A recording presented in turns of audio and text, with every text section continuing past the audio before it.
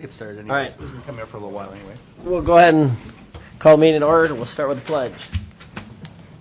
I pledge allegiance to the flag of the United States of America and to the republic for which it stands, one nation, under God, indivisible, with liberty and justice for all.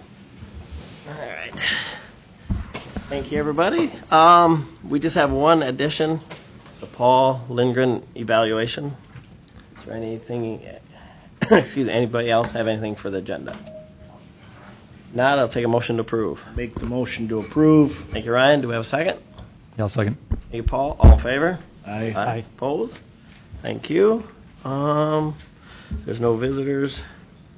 Mayor's report, I just have one little item. I was talking to the chief about it. He already knows. Just a friendly reminder to people out in the public, starting July 1st, you will have to have seatbelts if you're driving your side-by-sides in town. And anybody under the age of 16 has to wear a helmet. And under 18? Under 18, sorry. And there's quite a few that are not doing that. So we just want a friendly reminder to remind people. And that means people you see driving around with their little infants on their lap, they don't make a DOT helmet for that, so that's illegal. So just a friendly reminder.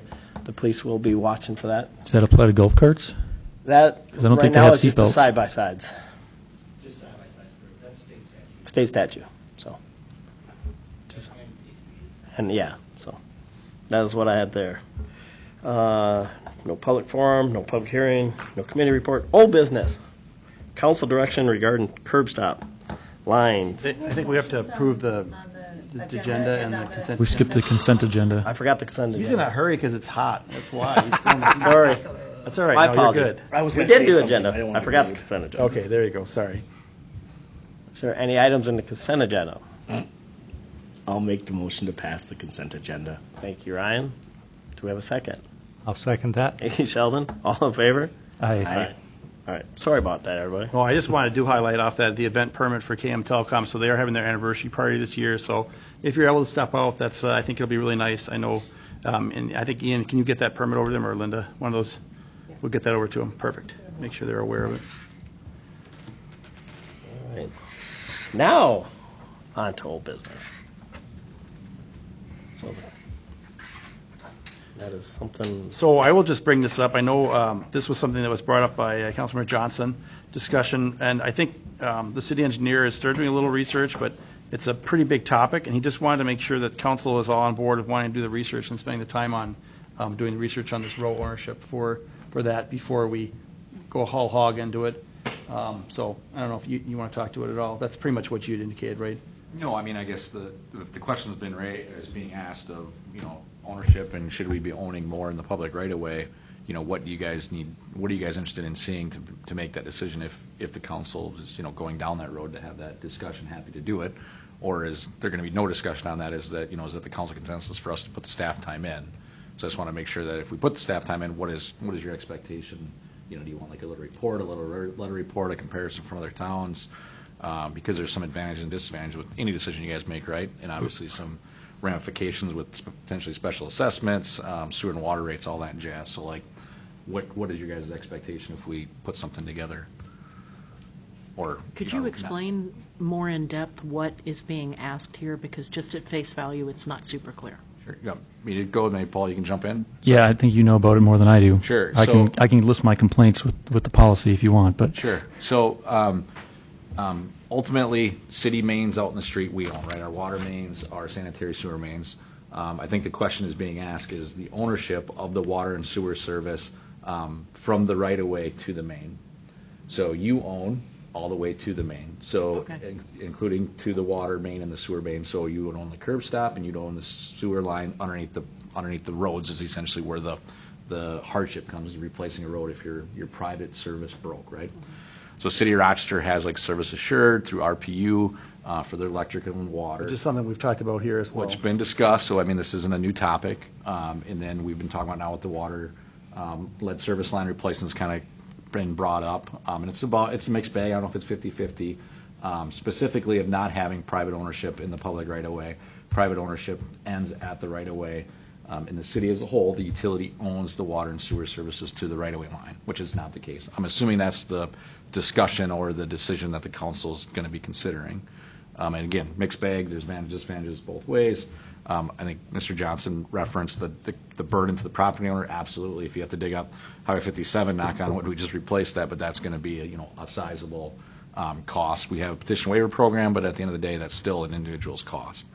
And then we talk about, well, what do we have to do? Do we have to go in and fix everybody's services up? Well, no, we don't do that with our mains now, right? We don't have an endless amount of the taxpayers' money to do that. So we could lay out advantages to that. And again, do we look at a service again and the service assured?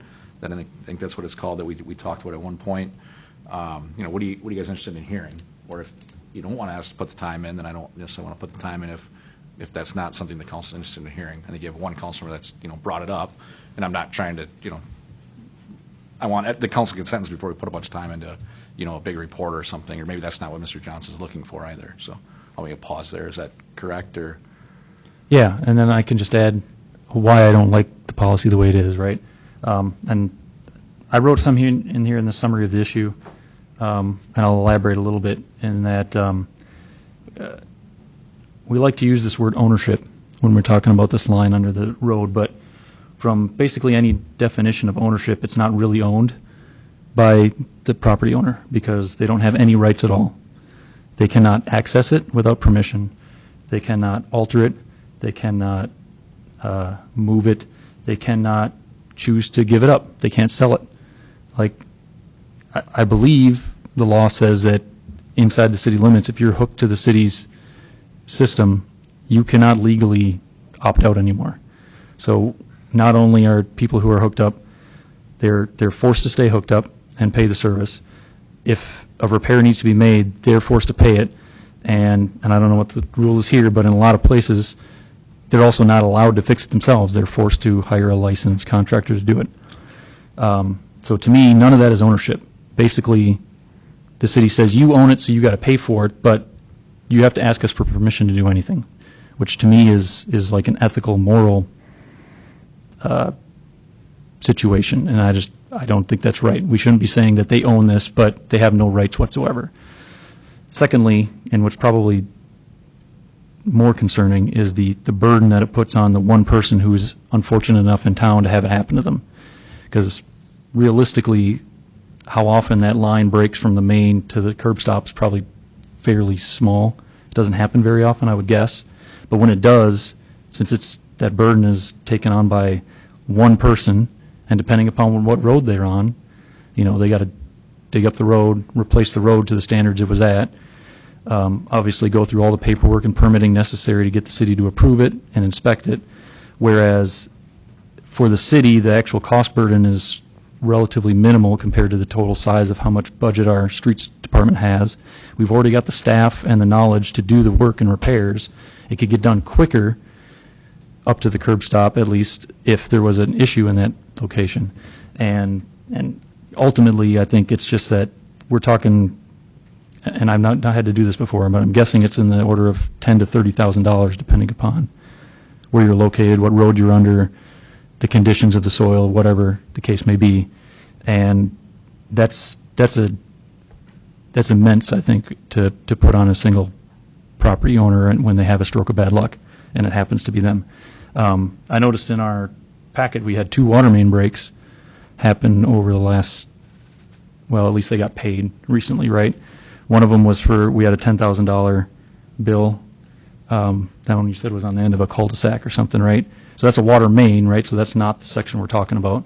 But still, right, I assume the road got dug up, it got repaired, and everything put back the way it was, right? So $10,000, and then the major one over here by Burger King, I guess, that one was a little over 25,000, right? So if using that as like a range, if that's what we'd expect a homeowner to have to pay if they were the unfortunate one that had an issue, like that's a lot to ask, I think, where I think the city could absorb that a lot easier. And again, I don't know how often it happens, so that's why I put in here, like, maybe we need to look at how often these breaks happen, how much they cost, and how much excess that would be on the department in order to kind of keep us a level cost if we make this change. What brought this on?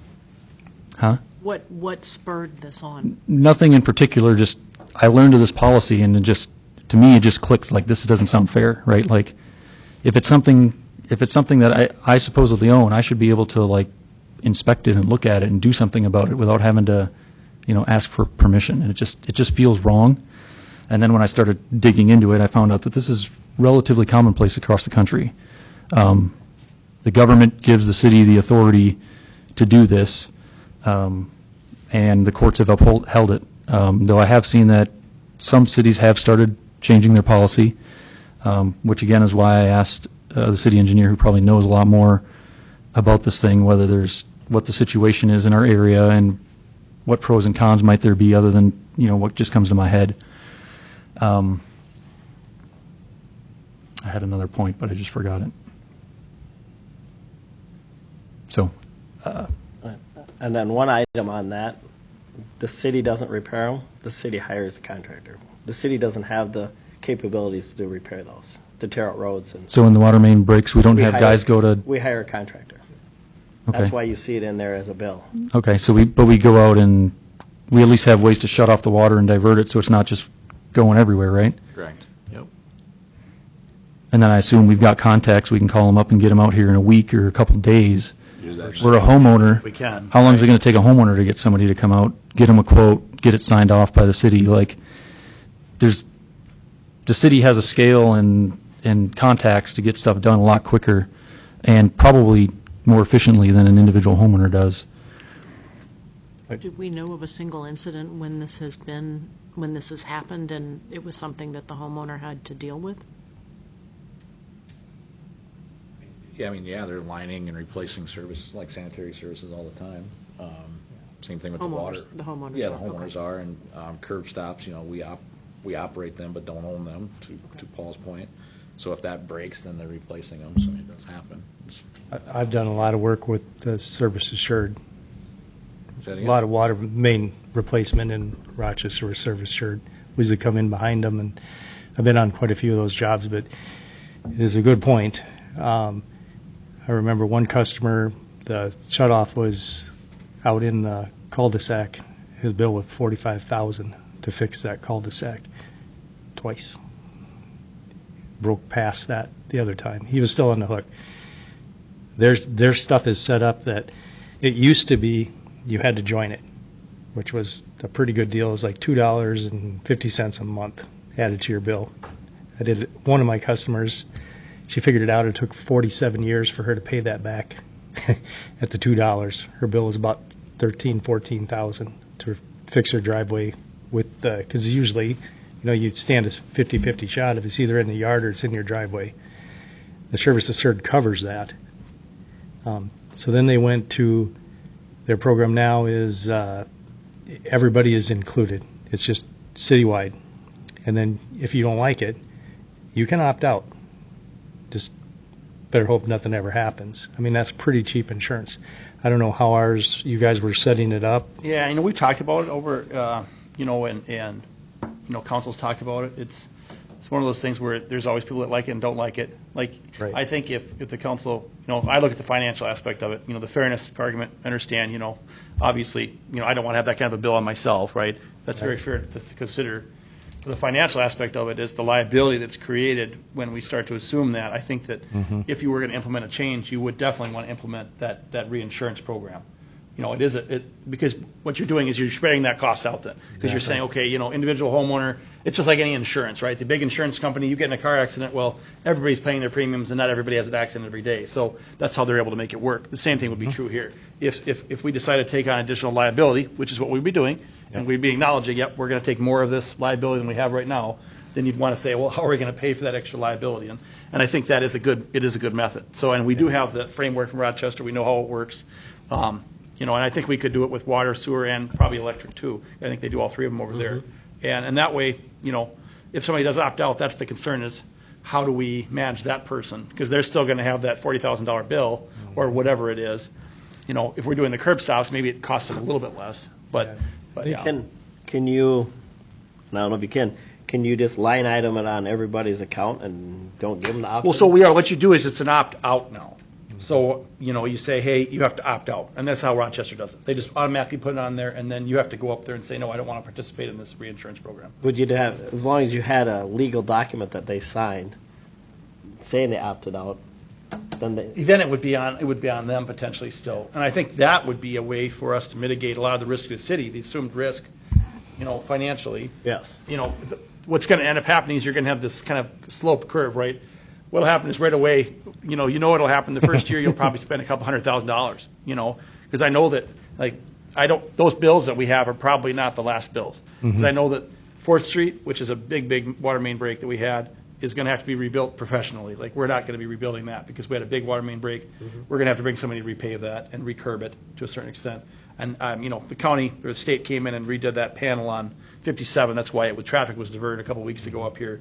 And so I don't think we've seen the last of those bills. So that's just 2 water main breaks themselves, and that's probably more like $50,000 a piece. So, yeah. So, you want to be able to say, and I would even say, and Sarah's here too, financially, what we would probably do is we would probably set aside some money for the first year or two to try and mitigate any impact to the overall budget. We'd say, because otherwise, a good example is the water budget for water main breaks is out. Charlie came in the other day and said we're broke. No, we're not broke, but that aspect of their budget has been exhausted already, and we're only in end of May. So we won't see as many in the summer. A lot of it has to do with water main Right. breaks or heat. It's the weather related, and we had a weird spring with weather because we had warm and we had cold. But so to Paul's point, if you guys did decide to do that, I strongly would encourage us to look at the financials of it and say, okay, we'll do a set aside to make sure we're covered in those departments for the first year or two, and then start having that insurance program where we would allow for some additional funds to come in to spread that risk out over a larger pool of people. And it is one of Paul's points too that you brought up in there is, it does fall upon hiring a contractor. Well, what you're dealing with is you want to be licensed and reputable for that because, the last thing you need is somebody backfeeding something into our main water. That could hurt a lot of people. So, right. That's why they're so heavy on the regulations on what they do and who's going to do it, licensed. So you get licensed, they're going to cost money, and that contractor is going to cost more money. One plus, if we did assume those responsibilities, though, is we would be able to have hopefully a consistent contractor. We would probably instead of having to, because with the petition waiver program, there's positives to that too. You go out, you pick the contractor, we sign the agreement, and then we pay it to it's directly to the contractor, so we know the work got done. But if we had someone who consistently we were working with, it would probably be over time a smoother Like a relationship. retainer? Hey, they would know when we call, they need to answer the phone because it's a good, employment aspect for them. Somebody might even be able to run their business off of more of that kind of customer base. So it would probably behoove us to look at a contractor that we would have set up already ahead of time, just for consistency and for the timeline of it. I don't know, Ryan, you got any thoughts? I don't have a problem with the idea. I think it's great to look into. I think we should. My concern is we talked about doing something similar with even garbage, having one universal garbage company, and the uproar from people that we would even suggest trying to save them money and not give them that voice and choice. So I think if we go this route, we want to be very cognizant that we want to explain it to people, what the bill would be for, how much it would be. My question is, well, Rochester has 170,000 people. How many households? That might be $3 a month to someone. Would that cost still be the same here, or would it be much higher because we're a smaller base? Well, I know we did we averaged about 98 water main breaks in there, just the ones that I work for. Then there's other companies. S&L does a lot. Byron Guys. They're shared over. There's 4 or 5 different contractors that are in Rochester fixing. In the work. But 90, we average about 90, 98, 92 a year. Yeah. And that's just a portion of what they Like I have. said, I think that it would ramp down. I think you initially would probably see some issues, and then hopefully your worst, connections would be already taken care of. So in the fullness of time, hopefully you want the program to be at least proven and neutral. I don't want to be, losing money on something that we're creating, and that would be something we would just have to figure out over time. I think obviously I want to try and keep it initially as low as we possibly could. So what we would say is we'd say, okay, working with Brandon, say, okay, let's estimate maybe there's going to be 10 service replacements in the first year, and optimistically, right? And they each cost $20,000. Okay, well now we got to generate $200,000. Go back and say, okay, we have 3,000 connections. in town and divide by 12 months, and I mean, I could probably do that math here if I brought the calculator up. But, I mean, something along those lines would be what we'd want to try and figure out. And after a year or two, we're going to have a better idea of how much utilization we're seeing. We do have a lot of people that are concerned with our water rates, and our sewer rates, and our electric rates, and every rate. So I don't have a problem with the concept if we look into it and we have a plan. I just don't want to add that extra cost, the monthly cost, and then people are more upset that we've added another fee, even though it's like an insurance. I don't think it's a bad idea at all. I think it's actually a good idea. Well, I like the idea that the opt-out is there then, right? Yeah, they can opt So out. those people can opt out if they don't want to pay the fee, but then the people, because what I'm more concerned with is like Old Casson, right? That's our starter home area. That's where the lower, generally I would guess, the lower income people start in the smaller houses in Old Casson, and that's the places where I assume are going to have the most issues because they got the oldest service lines. So those are people that at least can least afford it too, right? So, and maybe homeowners insurance has stuff like that, but to me, like, it comes back to, again, like, the property owner has no actual right to actually do anything about it. So that, like, combination of, like, we need to help protect the people who can least help themselves because of their situation, and then also, like, have a little more fairness in the sense that, you know, the right-of-way is essentially not private property. So anything underneath the right-of-way, just like anything above the right-of-way, should also not be private property. And every person that opts out would then increase the cost for everyone else in that program. Your because they opted downfall, out. or that would be the Yeah. thorn in the side for that, because depending on how Like I many said, people I mean, if you did. increase the liability, that's a choice you make, you know, and, you know, we all make choices on different things. So, you know, I can see both sides of it. You know, like, I don't want to increase the city's liability more, but I also want to help our residents, because that's what we're here for, if we can, spread out that cost and kind of institutionalize it a little bit, so. What are the costs that we think we'd incur just looking into this and researching it, coming with a dollar figure, a price per month? And if we did not just sewer, but we did electric, we did the whole kit and caboodle like you had mentioned Rochester does. What are we looking at cost-wise for that, something like that?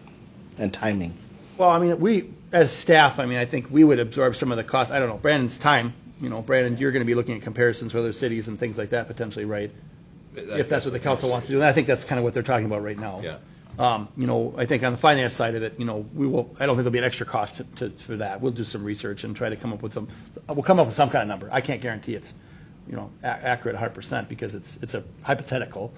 And, you know, anyway, hypothetical, you know, President Reagan said, I don't ever get in trouble if I don't answer a hypothetical question, and there's some truth to that. Like, I don't know what the right answer would be always, but, you know, we'll do the best I can, you know, on trying to figure out what will be a good number. Have other cities grandfathered back a certain period, a year or two, where someone's already paid in? Because if I just had a water main break and I just paid $20,000 a year ago, Sure, that's a I'm fair gonna be like, why would I want to opt into this when I just gave the city $20,000 to fix this? How do we? My service line just got replaced too, as part of the 57 project. So But you have a new service line. I mean, they replaced it as part of the project, right? Yeah. All the way up to the stop, right? So it's not doing me any benefit, right? So I'm only in this to help everybody else. And it doesn't necessarily mean that, say you could have happen. a brand new service.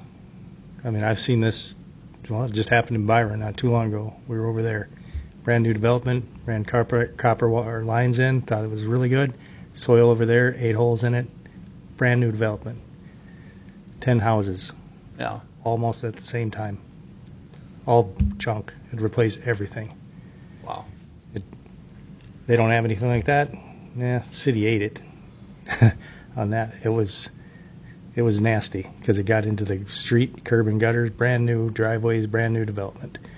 But I mean, there's just, you always got to keep in the back of your mind, just because you've got a pretty new service doesn't necessarily mean you're immune to problems. There's other things rather than just breaks. There's the stuff that gets put in the ground. You know, things change all the time. I mean, Brandon can probably attest to that. You know, products change. Some hold up better than others. Some are in it for the long haul. Some just don't work as good over a long period of time. But I mean, there's that to think about too. I mean, I'm kind of torn out about it too, because it's, you know, who wants to add more cost every time? I've just seen some things that it's like, oh, maybe that's not the worst decision in the world. Spreading it out Just things happen, the bigger the city gets, the more problems we're going to have with infrastructure. That's just the way We're it going to add is. another water tower on the south side. What the water pressure is going to do on the south side, I don't know. I mean, that would be one of my questions is, that South Fork has got, a different setup because it's private roads, private water. That will be something that will be interesting to see how that goes with a totally different Yep. configuration because even the way they do pipes with the style of home in some of those cases isn't the same. So, There's but, a- it seems like there's some interest in doing some research on it. And I They mean, probably would be excluded from the program. 'cause yeah, it's some of them would have to private probably be. main Yeah, if it's private, Services. Yeah. this would cover our main parts, and if they were private, Yeah, if the city doesn't own the right-of-way, then it right. just doesn't apply, right? When you start getting into, water main breaks are one thing if there's in a little particular area, but when you start getting into the other stuff, I felt really bad for those people. I mean, we went to bat for them with the city because it's just almost $80,000, and the guy was crying. I mean, it was bad. He couldn't afford it, and if that stop would have been in his yard, he wouldn't have had to cover any of it. But why it was in the middle of the cul-de-sac, and that happened back then, could happen. I'm sure there's some here that they're not placed in all the right spots. I mean, so we can't even find some of them. I mean, we were just up by the fairgrounds, and next thing you know, I have half the driveway tore up, and because we can't find the shutoff. And We had a break on 34 where it took them the whole day to find one. It wasn't one they found. It was Yeah. one that they had to call a retired staff member. And Yeah. Dan Trapp remembered there was a shutoff over there behind that tree over there. And Yeah, that's exactly how what he we said it. And then they're like, "Oh, there it is." I remember- Otherwise, that was Linden Manor that was shut off maybe 2 months ago. So yeah, yeah. So, Interesting. like my shut off for my house is in my lawn. So, does that mean from there to the house is mine, or is it from the That would street be to my yours. house? From the street, you own from the main, underneath the road, in the Right public now. right of way, your Okay. curb stop, and then everything on your private property. So the other question is, if you do it to where you were going to do it onto the right, are you going to, with this insurance, are you going to cover it all the way to the house now? Well, potentially. no, it would cover. My recommendation would be cover it to the end of the right-of-way, which I think for most boulevarded areas is going to be the edge of the sidewalk, and that's where the curb stop should be, and if it's not, I would assume we would put it there if we ever had to do a replacement. Because the odds of it breaking under the street are a lot more slim versus it breaking to my lawn. If I were going to pay insurance, I'd want it to have to go all the way to my house. Yeah, but the cost for you to dig up your yard versus the cost to dig up the $5,000. street is a lot different. Yeah, but I'm just saying, if I'm going to pay insurance, I want it to cover it all the way to the house. I'm not going to pay insurance just to cover the street. But Because that's they're- where the education component comes in of They're the explaining only- to people what it is now versus. Because, I'm going to dig up my lawn. Right. The only problem with that is once it goes to the house. So usually they're covered to the shutoff for the water box. Everything to that out into the road goes under that service assured. But once it hits that, and if it's faulty, because we've had to go back in and once we hit that water box shut off, but it was broken past that, we'd pull in new lines. But that usually, the problem with that gets into the basements, and they're not always right just inside the wall. Some of them are clear across. Well, you're jackhammering up somebody's brand-new basement, so that should be, I think, who knows who the builder was, who was the concrete guy, who was the excavator, that kind of stuff. Is that something that did they put a foundation right on top of the water line because they didn't feel like digging it in deeper? But when you get out into the road right away, those were contractors that were hired, they did a pretty good job, I'd have to say. They do that every day. The ones that come into the house, sometimes I've seen a lot of shady stuff. So, but you don't want to be getting into where you're in there, you want to replace it to the water meter.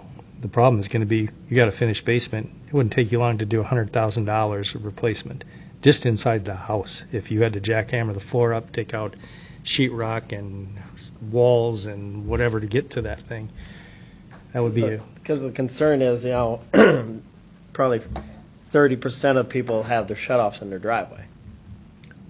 yes. Which, now if you got to fix it at the curb, but now if it's the homeowners, once you break let's say you open it up at, under the street and find it there, but then you find it gone bad up to there, and you gotta dig that out, that's another $10,000 to $15,000 the homeowner would have to pay, and they were gonna assume they had insurance for it. Yeah, and I mean, like somebody said, I think that's where I can't imagine that we would want to go in, I mean, I'm just thinking of my own water that's in my, laundry room or whatever in the basement, like, yeah, there's no way we'd be going all the way through my garage, my basement into the other room, the cost would be extreme. Oh, man. So, yeah, I mean, you'd have to draw a line in the sand and say, okay, it's to this point, you have to communicate to people, and if they want, and that would be where, an exception like that would be where a petition waiver might be the way we would go. Okay, where we're saying, okay, now, that extra $15,000 or $10,000, then we're going to have to do a petition waiver, and we assess it back to you over a 15-year period and try to ameliorate those additional costs. Because my opinion would be not to go any further than that. Right. Because I don't see that would be. But see, that's where it's gonna get muddy with Yeah. people in Well, it. I think communication is the key, and But, yeah, Because because most people are of gonna them- assume they're paying insurance, they're paying for everything, and you're gonna have to lay it out, and then they're not gonna understand it. Yeah, but I mean, I bet you if we had people here that we could ask, most of them would have assumed that the stuff under the road wasn't their responsibility already. Right. Which isn't the case, right? So No, not- I think we're going to have difficulties either way. Most of them break right at the shutoff. It's usually the fittings, but like Dan's, yours in the yard, you dig that up, wouldn't be a bad fix at all. But if it was in your driveway, which you stand about a 50-50 shot of getting one in your driveway, usually right there it freezes deeper because it's always cleared off. You get a lot more heaving. That's usually where they break. Or if the lid comes off and ice gets down in there and somebody drives on it, or even during the construction part of it in the driveway, skid loader over it, pushes down on that, usually weakens it. But most of them are right on the shutoff is where we've digged most of them up. That's usually, and they'll start coming right up out of there. But usually past that, there's never as many problems, but there are some. well, I think, Brandon, to your question, I think there's interest in it. I think we could probably bring this back at a work session, maybe, our work session, and. Yeah, I think maybe starting with RPU services shared would be a good, maybe starting point, and we can adjust from there, because I'm going to struggle on my end of like, all right, where are we going down, what level? I mean, I got a little better idea tonight, but I don't think the sanitary sewer is included with services shared, it's just water and electric, I understand. So that bolds another question if we do anything with that. Maybe there's an appetite to do that, so then how does that work? And then we're talking about sewer backups and liability. I mean, it's just, there's a lot to this discussion, a lot more than just conceptually. I may not disagree with Paul of like, hey, let's just maintain the stuff in the road because it costs a lot. Well, yes, but there's, assessments. We assess for that. It's a benefit that we would not be able to argue anymore. Those sort of things are all important. When you're doing, I know you want to get that RPUs part, but can you kind of do a back check and see how many water services have been replaced in Casson in the last 10 years? Or 5 years? We'll see what we can find. I'm just curious, if there's one, or if there's Oh, five. there's more than one, I know that. There's been a number last of- summer, I know there's been a a number house of them in town, The but. house just north of Hy-Vee last summer had their entire yard dug up all the way to the house to the road. I remember biking past it for a couple of weeks, wondering how long it was going to take them to get it put back together. Yeah, I mean, I don't think we've had any this year yet, but I know we've petitioned and wavered probably with 3 or 4 years since I've been here. So it's probably been 20 in the last 5 years. I'd like to know if the cost of the programs has gone up over time, or that stays the same every year. Because if it continues to I go think up, and it's- Rochester's increased it some over the time period, which makes sense considering, 5 years ago, labor was X. Yeah. Now. and then if we, Equipment. after we see all the numbers and data, then how would we present that so that people could come talk to us about it? Because that would be a big change, and again, we have people concerned about any type of increase in village. I think this would behoove us, if we do move to anything, we do have those conversations, and I'm guessing it would be a vote. We'd have to have, people come talk about it. And Yeah. Well, certainly, whatever you guys want to do, I think getting to the main aspect of it, I think if that works, maybe we'll talk about it. And is that going to be timeframe? Is that enough time for you? A couple of weeks? Do we get some basics on? Yeah, I might. Yeah, I at least get RPU services shared down. Yeah, and maybe if it's possible That's a to good look for, starting point. if you can give me an idea of what other cities in our region might have. Yeah, we have Or some of that from size. the lead service line stuff, but we were looking at ordinances because we had to declare that for lead service lines, so we know if they're on that. So I think it'd be interesting to see what some of the other cities are doing too, because I've been in other communities that do it differently too. Sure. So, Or a city our size, because it's going to cost people different than people in Rochester. You just have more people to spread the wealth. And it took them a long time to get that thing to work. I mean, it's not easy. Yeah. Well, that's When I lived in Rochester, that was coming out, and that Yeah. was The other 20 component is years ago. staffing on the city side of things too, and managing that, because now it's a new program, Yep. right? Staff time there too is not insignificant, so.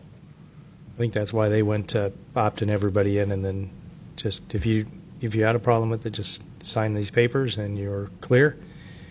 But even just the fact of, even in a small town like this, even if there was something, say it covered from the shut-off out into the road, because let's face it, road construction is just a killer for cost, you know. Yeah, or it'd be nice if homeowners. it included the shut-off in your yard or driveway. Yeah, if it got up to that, and, you know, if it did get to that, at least they're not trying to mess with the road stuff either. They're hiring somebody, and then do we really, who do we want working on that road? Right. You know, the one other advantage to it, I guess I just thought of too, is that's a thing that everybody's vetted through the city that's going to do the work, as far as in the road right-of-ways and stuff. yeah. We're going to know who it is, what they're doing, and, you know, do they have a bond, or are they bonded with, you know, do they have insurance, or, you know, who's digging that up? Yeah. Yep. No, I mean, that's kind of, I think the consistency factor, yeah, you know, the insurance part of it too is, you know, we require insurance with the contractors who are working for us, you know, and I Be mean, you there brought or- it up the other day about that, the old water tower, so, Yeah. yeah. Same thing here. Okay. All right. We'll wait to get some info from you in June at our work session, which is at 5. That's right, 5 o'clock on the 17th. Don't forget that at June, 5 o'clock work session. Paul, where did you find that agenda request form? I've never seen that.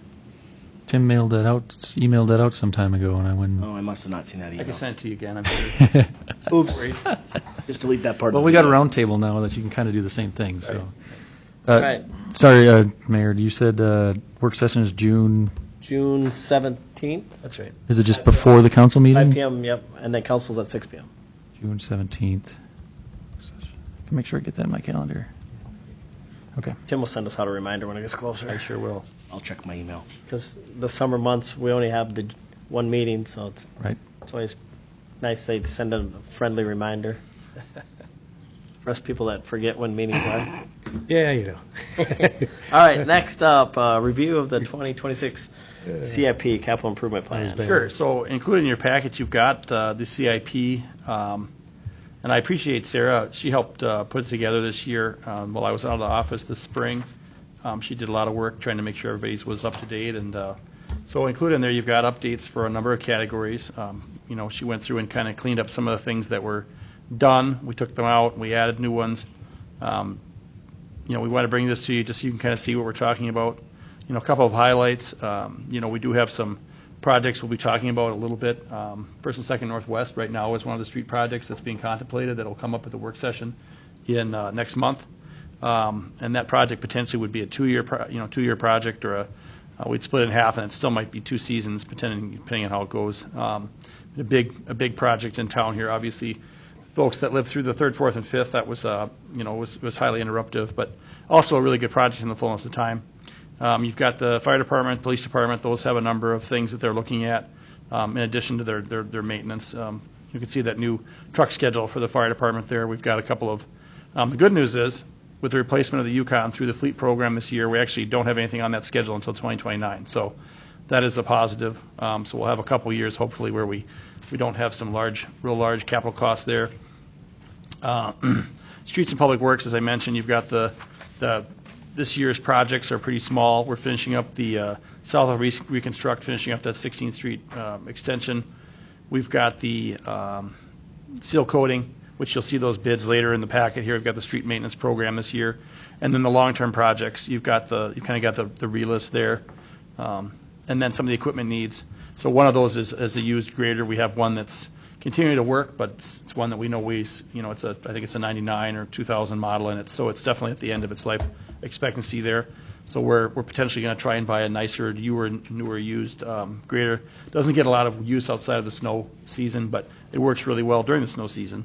So Park and Rec, we have the pool bond that's going to be expiring here in the next 2 years, and then I think that So we're going to be putting some additional money into maintenance the next 2 years to try and prevent having to bond for that one for a couple more years. If we can prevent some failures, I know that'd be ideal.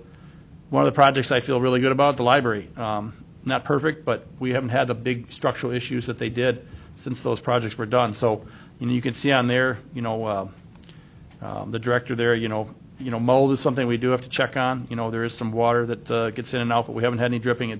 Some of it is still something that we may have been from previous to the project's completion. They looked at some lighting out there. I think they may move forward with that in the future. The water tower in the southeast is on, as you know, is in progress for the water department. Let's see here.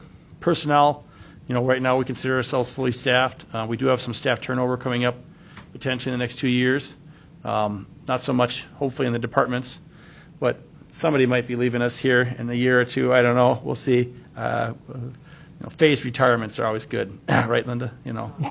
We'll see. She'll be phasing it out in Punta Cana or something like that. Anyway, you can see that the sewer plant, thankfully, with the reductions in I&I, we've been able to extend the life of that a little bit in terms of not having to hopefully do a big project again for a while. The longer we can memorialate those issues, the longer we would love to do that. The reed beds, we know that's in the back of our minds too, that may have to be, that solution may have to be redone. The state's changing some of their guidance on that sort of the reed beds. Electric is one of the big ones I want to highlight. We have, as you know, as part of that rate study we did last year, we have some big projects in electric. One of those is a substation. We're hoping that we'll be able to order parts for that starting this year, and it will necessitate some bonding for that. Right now, the system has no debt, which is ideal. It has a good debt coverage, so we won't have to be looking at any rate adjustments for the initial borrowing. We'll cover that with our current rates, so that's ideal. Eventually, we may want to look at a second substation. That's something that the folks at Excel and at SIMPA, who both have lines going through town, have said that in this area that would be a benefit to provide that extra coverage in case of an emergency or something like that if one of the subs goes out. So anyway, we're looking at probably about $9.5 million later this fall for borrowing for the electric department. We'll work with Mr. Babani and the folks at Dave and Drowned if we do bring that issuance to you, when we bring it to you. Stormwater, there is that potential Southwest water retention project. And then, of course, there's always the arena there, which, that's something we have to keep an eye on as well for capital issues. Liquor store, thankfully, was redone recently, so that isn't a huge issue. And then the cemetery, we continue to maintain that. One project that I know Ian's working on right now is doing some pricing on potentially looking at a columbarium. We see a much higher interest in the cremations now than we did historically. I think it's almost like 70-30 now, or even a little higher than that. And I expect as it continues, there probably will be even more of that. So one thing would possibly do to some of the sites on the east side of the cemetery, which are not owned by anyone, we might potentially just take those out of service for in-ground burials and put a columbarium. And I think it's like 120. One of the ones you're looking at is 120 potentially. So might extend the life of the usability of that space. So anyway, it's a potential. No idea. I don't know what it costs. Ian's working on it, like I said. So with that, I think that's kind of the review. If there's any questions anybody has right now, I'd be glad to take those. Otherwise, I know that the work session, especially on the street side, Brandon's going to highlight some other things next month. Anybody got anything?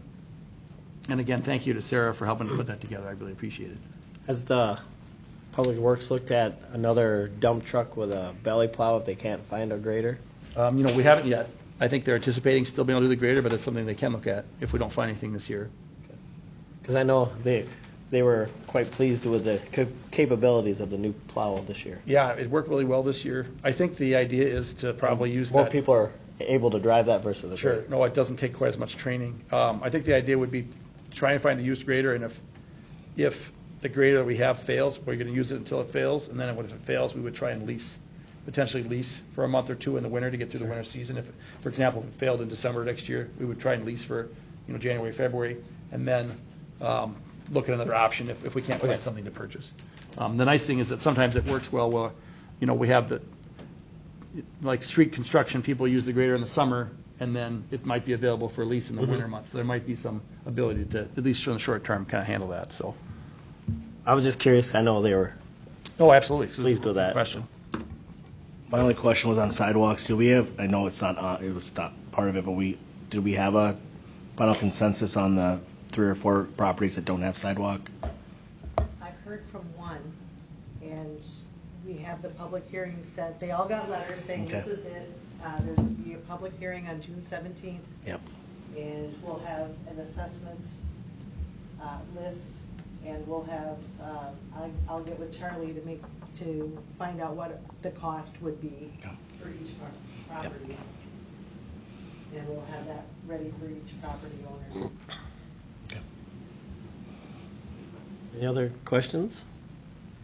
Okay, we'll move on to administrator's report. All right. Let's see, a few high things to highlight here, kind of high level. Legislature completed their work. No special sessions, nothing like that. And a lot of people have been really positive about the bonding bill that came out. So that, for a lot of folks, that was a big deal. We didn't have any projects included this year. I think that we would probably include our sewer interceptor project in the next bonding bill proposal in 2028.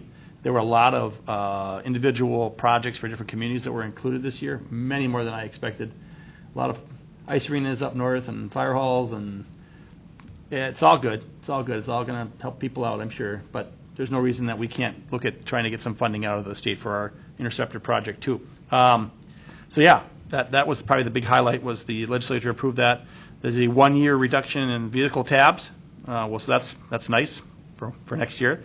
I know that, who did I talk to? Somebody told me that they had a new truck and it was $1,000 for their tabs this year for a new truck. And I know having a 2004 station wagon for 10 years before I got married and my wife decided I needed a better car, it was like down to the minimum of $55. So now anybody who has a new vehicle, that's I think ours is like $400 on one of our other ones. So it has gotten it's pretty high. So that'll be nice for 1 year, but that was $250 million, and it's going to be gone then.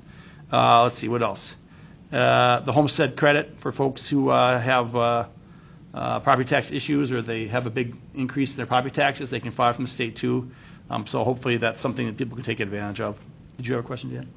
No. No. Okay, good. You kind of Oh. corner of my eye here. You were. No, I'm just reading and thinking. Sure. Compass, we had a good meeting there. They are looking at some different options for some staffing. Going to be looking at adding a new person in the metro. Otherwise, that's going well. Ice Arena Board, we met and had a good discussion with them. It looks like there's approximately a $30,000 loss for last year. So that's something that, as part of our agreement, we've split in the past.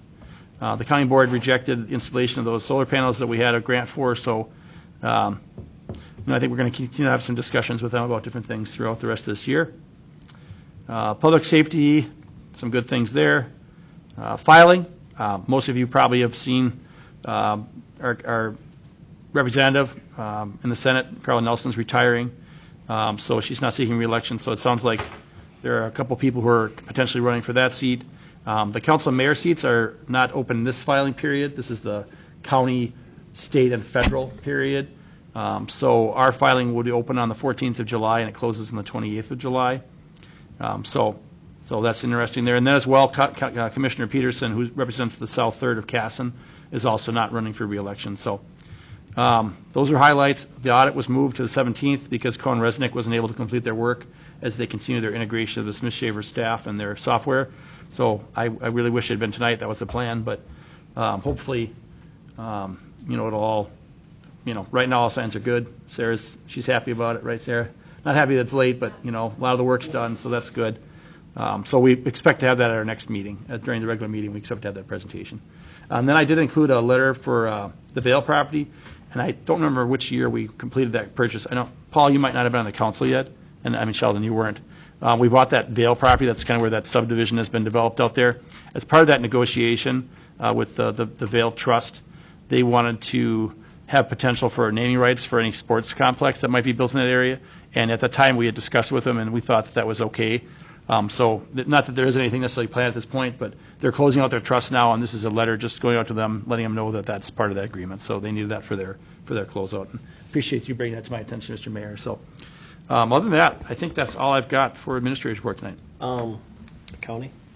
Oh, that's true, yes. Another thing. We did have a good meeting. We met with the folks from the county. I got it right here. And about the sewer request for forgiveness. So I think we've come up with a solution for them where we'll work with them when they have a catastrophic failure. In this case, it was a catastrophic failure of their water main. So I think staff has the direction we need. So at this time, we don't need to have any approvals from the council for any forgiveness. So, yes.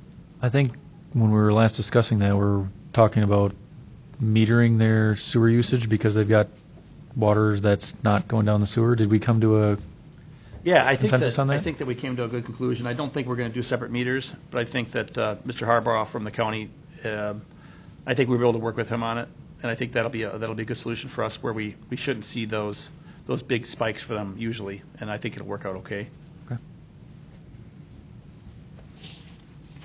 Thank you, Tim. It says future sports complex in that letter. Current sports complexes would not count then, correct? No, I mean, it's only at Lions Park. Only at the Lions So Park it'd be area, anything, yep. so, yeah, if we, So we're looking at changing the Frisbee golf. Would that, I don't think that's something that they'd be looking at since we Okay. already have that there currently. Yep, I just think, making sure. one thing I thought of is if we do end up having the soccer fields down there, I mean, that'd be something like the Vale Fields at Lions Park or something like that. And I don't think that would be a problematic thing to Just have a checking plaque on put that. up or something like that, so, yeah. Good question, though. Okay, thank you. Engineers report. Thank you, Mayor and Council. Two items tonight. The first one that's in your council packet is the 2026 street maintenance project. This is a budgeted item that I met with staff, and we came up with a project here, and ultimately we quoted it out before you is some information, then ultimately a resolution to consider awarding the project. So I'll jump in first and foremost is the map. You can see a map there. It's got some pretty different colors on there. The red stuff is crack filling and fog sealing of some trails. We have some older trails that are oxidized, so we'll fog seal them. We'll come put oil on them after we fill the cracks. So that's the spot in red, which is doing a majority, almost all of our older trails. Secondly, we have the Main Street portion from 57 to the west, kind of through our core downtown. We're going to crack fill, chip seal that roadway. It was done some time ago, I think during COVID. Then you see the second map there is actually restriping that. There's been some complaints about the narrowness of the parking stalls in there, so we're going to widen those back out after we restripe it. How many feet are you adding on there? And then that's going to eliminate about 13 stalls just due to widening those stalls out. We're going to have less, but we'll probably have more usage because a lot of times they double park in those. So widening those back out, I think it's a reduction of about 13 stalls. How many feet are you adding on, do you know?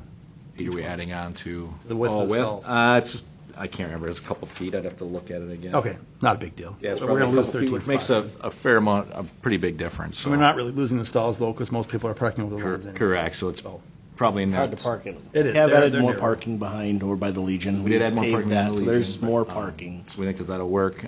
So that's also going to get restriped. Again, that's from the roundabout at Highway 57 through the west side of Mayo Clinic, kind of the core downtown where we have parking. So Public Works is also going to get there and do some patching before that work happens. And then obviously we'll have to work with the public if we're closing down Main Street or restriping it and probably pushing traffic to one side or the other. So we'll have to work through them on that. That's included in the project. Are we going to try to do that at the same time the county's doing 8th? Haven't thought about that. That's a good point because Veterans Memorial Parkway is also going to have some roads, some work done to it. So I will work with the county engineer on that. Okay. I just want to, Yeah, so it'll be our striping from Main Street, essentially from the trail in the north end of our 8th Street to the south, around on Veterans Memorial, over the railroad tracks, around in 257. The concrete portion, they're going to do a fair amount of work too, so I haven't not talked to them on that, so I will do that and work with them on that schedule. And then going maybe back to the first map there, the other item we have on there is crack filling. That's shown in blue. That's the 3rd, 4th, and 5th area that we did, I think, in 2017 and 18. And then some stuff over, I think it's 6th on the east side of town that Public Works has wanted to crack fill. So that would crack fill some cracks on the ground. We're going to pour the tar in there and put the toilet paper everywhere and make a mess, but it does work pretty well.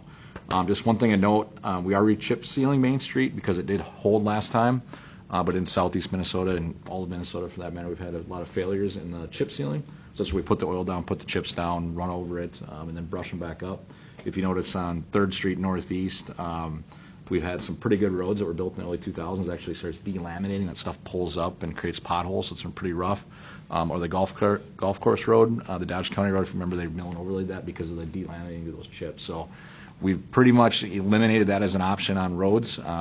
Generally would have said let's chip seal 3rd, 4th, and 5th, but if we tear up 32 blocks just because the chips don't hold, that's not a good spot that I want to be in, or probably you as a council. So other communities have also abandoned it, and I haven't got warm feelings from the chip people or MnDOT on what actually happened and why it's happening. So something new in our industry that we're going to continue monitoring, so see how it goes.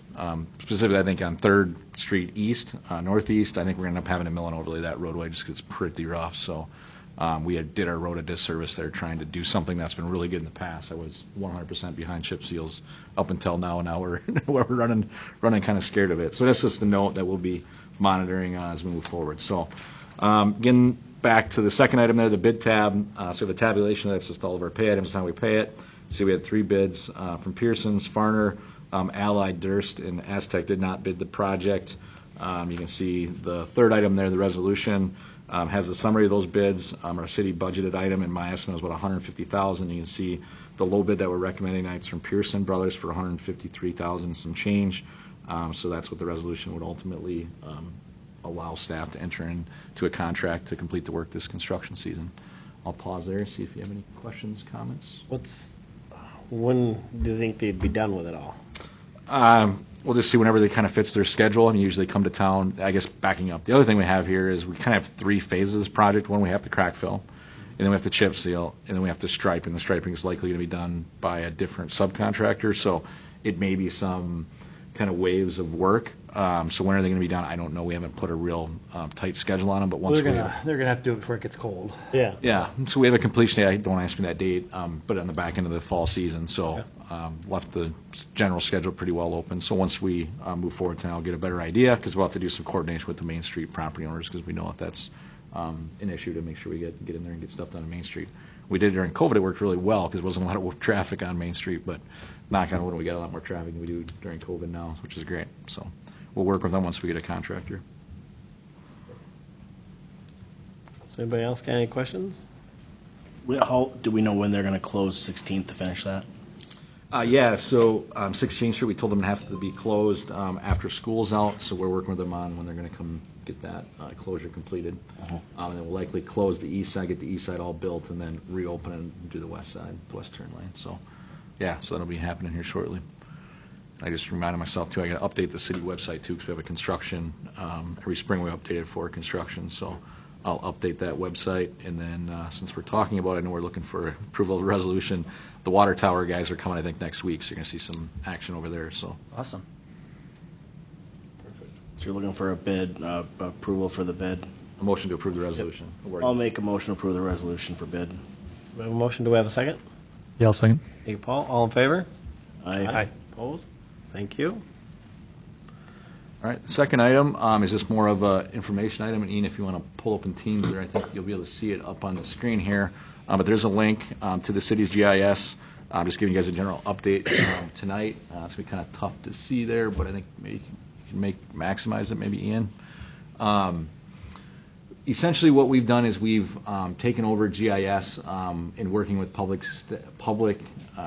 Works more, including electrical department, water and sewer, the police department, to basically kind of beef up our GIS, which stands for Geographic Information Systems, which is very powerful, right? So doing it, 1, to serve the public, 2, to serve our public works staff, and then allow developers some information to help out their design squads. So what we have is we have a general link that you have a link to that I'm actually signed in, which will be public. So there's some, this is publicly available. On here we have parcels, so you can see the different parcels throughout town. You can click on them. Here's the Hy-Vee store. Find all the county parcel information that is also available on the county's parcel data that they have available. But then we also have like our zoning. So the zoning, so if you were interested in zoning the city of Caston or a citizen didn't know what zone you're in, we have that. We have the plats, so depending on your area, what was platted. So as your Caston is developed, we have different plats. We have civic information. We have some of our parks. Schools laid out in GIS, so if somebody wanted to come and learn about some civic stuff, that's all available to them. Then have some contours if you're interested in contours. And then we also have some variances. So we've had some variances throughout town. So you're able to click on that and then go right to those variances as needed. So kind of a cool feature there. We have also some more information. I'm going to switch now to the second layer. This is what administration has as just a viewer. Public Works also has this, and there's no editability. We'll talk about editability next. And this is where we have a lot more. This is where the fun stuff where the planners and the engineers really like to play. So we have our sanitary sewer, storm sewer, water sewer systems. That's what you see here, all these pretty little lines of different colors. We have that available, also have the contours. We also have our PACE rating, which is the rating of our streets. So now Public Works staff is going to be able to see the rating of our streets and what future maintenance we're going to have out there. They can document water main breaks. We also have the structures. If you didn't want to show the aerial map, you can look at the structures. Then we have parcel labels, so we can see who owns certain parcels. So if we have a water main break or something happening here, we can turn that on, look at the parcel information, also plat zoning and aerial. Something else is pretty cool. They can right-click in here and hit open in Google Street View. So if you're at the office and want to see something from Street View, you can open that up if it's available. So it's pretty cool. It gets Public Works pretty powerful, either at their desktops or the other thing is they have these all on their phones and all their tablets that are hooked to the internet, so they're able to walk directly to a gate valve. So you can see this is 57 reconstruction, so we have the gate valves and the services all located. So they're able to, water main break, walk to a valve. If it's snow covered, walk to a curb stop. So pretty powerful stuff that that we've made available to them. I kind of put it as we had a project early on in my career here on the city of Casson where we went to replace a water main that had already been replaced because we didn't have a good map of it. And it was like a $75,000 change order. Well, guess what's just paid for this to know what we have for information. Or probably the most important, I should have clicked on this one, is record drawing. So where we had record drawings, we went scanned them all in. So now every record drawing we have throughout, anything we could find is available via electronically and it's spatially available. So I could click on this pink layer here and not only find our latest 57 project, but other projects that are now actually been replaced. So you got to kind of work through it. But I can click on that and open a PDF directly with that. Same thing on our sanitary sewer. We can log when it was last jetted. So if we have a claim, we can pull open our information, export that, send it to League, and say these sewers were jetted on this timeline. We can have it display if it's due to ultimately go out there and jet it. So staff has that. That's kind of the other thing, the searchability. So say we have a zoning request here. We can query from a parcel, say the ordinance is 300 feet away. We can query and pull off all the parcel information and mailing. So Linda, when she sends it out as a clerk, has that information readily available at her hands. So that's pretty cool. You can also draw on here and then create printouts. So say we wanted to print this area just of a map of storm sewer layout, whatever it may be. You can just print this map out and then you can have a PDF copy of it. I do that a fair amount. If developers, engineers called me, I just print off a little map and send it to them, and then they're like, wow, you had it pretty quickly. So pretty powerful stuff there. We can also export our stuff if we wanted to share it with somebody. And I'll go to the third tab here, which is Public Works Editor. This is where we're kind of putting the work in Public Works' hands. So again, all of our sewer and water, storm sewer, and the PACER, which is our street ratings, all available and editable. So here you can just go to Edits. So I should maybe pull up in the gate valve that administration had mentioned that was misplaced or not shown properly on the map. That's been now moved.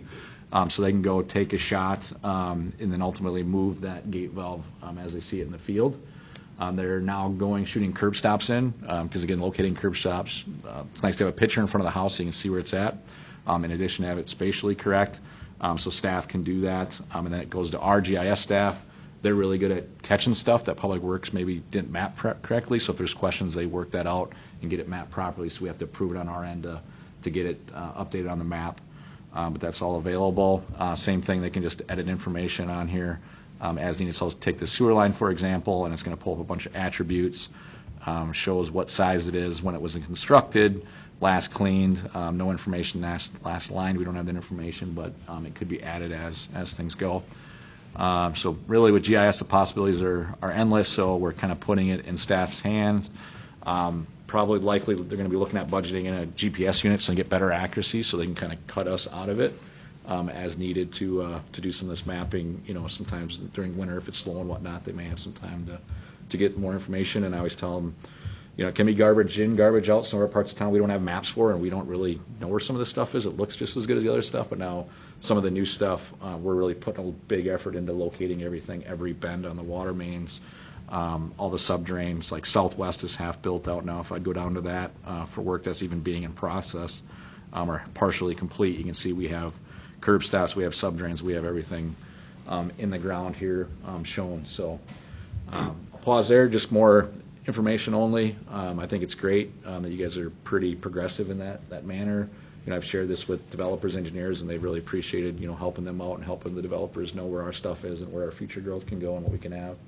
So yeah, I'll pause there. Any questions, comments, concerns? Happy to answer them. You want more in-depth? I can have a sidebar after the meeting maybe if you want to learn more. But like I said, the public is the only thing that you guys are really able to see unless you had a login, which administration's not interested in that ability, so they don't screw anything out for public works staff. So it was on the record, I think, at our first meeting. So, but public works. Sure, that's exactly how I put it. Yeah, but public works can do a lot of good for the system, and I think the more information we have, the better. It's just going to help them, and it's going to help us out, and it's going to be a good use of taxpayers' money, so we know what we have, track water main breaks, look at the true pavement rating. Is the next street project, is that the best spot? Is that how we want to do it, et cetera? So. Plus your downtime will be so much less. Yep, and there are going to be work orders generated from here. We haven't quite got to that yet, but I think there's still the informal work orders done from this. Of hey, go to this area here. Let's look at it on the map and go figure it out, or go fix this valve that hasn't been exercised, whatever it may be. So.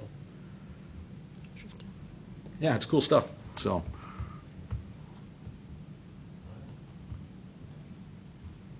That's all I had, just information. I think we spent taxpayers' money on it, so we want to be conscious of that and know what we're doing. I think we owe that to you as a council and taxpayers of the city. So I think it's going to be a benefit in the long road. absolutely. Thank you, Brandon. All right, that's all I had. Up next, personnel, fire department probationary candidates. Included in your package, you have a letter from the fire chief. He's recommending approval for a couple of firefighters as well as some EMT folks. So you've got Davidson and Brecky as probationary firefighters, and McManaman and Williams as probationary EMR staff. So he's recommending approval for those.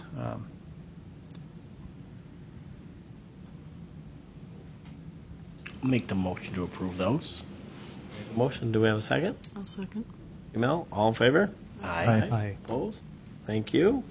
One thing, just to note on that, I know that the deputy chief interviews are coming up. I think if he hasn't already, he should be reaching out to you. It's reached out, but not Looking at the week of the 8th of June, a final possibly doing date. them all four that day. There's 4 applicants for that, so. Today's the 8th. That's good. Yeah. Okay, we have nothing under attorney. Correspondence is your finance reports. So optimistic so far year to date, looks good based on our numbers, and then we'll be expecting to see LGA probably in June, beginning of July. So that'll be backfilling the funds, so. Is there any roundtable tonight? I had a question on the utility billing stuff. Did we get to a point where we can get better line items? I remember there was talk about, we've only got like 8 slots to put things in, and we were going to make that better. Are we still working on that? I know, I don't know off the top of my head where Jessica's at with her project, but I can check with her and get back to you. Yeah, because I was looking at, I got 2 very different bills for the last couple months. Obviously, I was out of the country for 3 weeks. So I'm looking at it, and I see electric, and I'd really like to know base rate versus like actual electric rate, because they're not split up right now. It just says electric. You get your bill electronically? No. Does it matter? Well, I know sometimes they have graphical errors where it smashes things together, but. No, it just says electric, and I know that includes like the $24 Say base you want to have rate. 2 lines for electric. Yeah, it'd be nice to have base rate, which I mean, you is should be able to always the subtract- same You should be able to for a whole subtract the year. base rate out of your total. I for could if I electric. go to the city's website and find the base rate on the sheet, but I know how to do that. I don't know that we're ever going to have like 80 lines available on the, I'm not looking for 80. no, not 80, but hyperbole, but I do know that was a limitation. is And it number would of be lines on cool the that bill. all the electric-related stuff would be together, because right now we've got like electric tax and stuff at the bottom, and then we've got the Yeah, and the electric taxes bills and and stuff state at the fees, so they top. keep all the state fees at the bottom. Okay, well, That's why that one's separated out, because that's just something that goes right to the state. yeah. But So- yeah, I'll check with her and see how many It'd lines be she cool to has have a available. little bit more granularity than what's currently there. Sure. I can ask. Thank you very much. Okay, if nothing else, I'd take a motion to adjourn. I'll make the motion. You, Ryan, do we have a second? I'll second that. Hey, Sheldon, all in favor? Aye. Aye. Opposed? Thank you, everybody.